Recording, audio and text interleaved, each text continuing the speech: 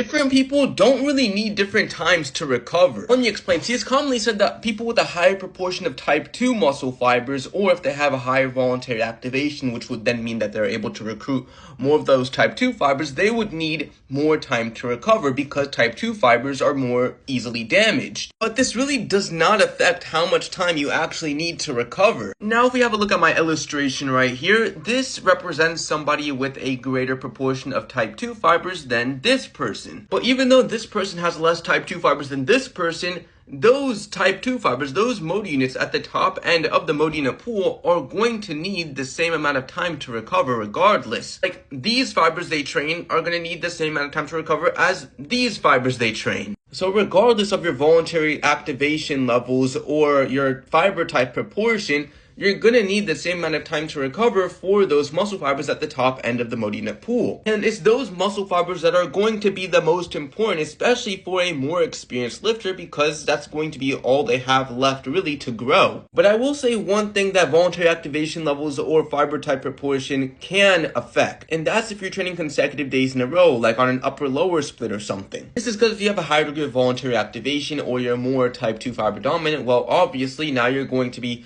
recruiting and damaging more type 2 fibers, which, like I said, are more easily damaged. So you're going to end up with more muscle damage just in general on a whole body level. So now you're going to have more of an inflammatory response to that muscle damage, which is going to come with more CNS fatigue. So if you're training consecutive days in a row, well, having a higher degree of voluntary activation or a higher proportion of type 2 fibers will then lead to greater fatigue when you train subsequent sessions, right? So yeah, I hope it makes sense. I hope so, Sophomore.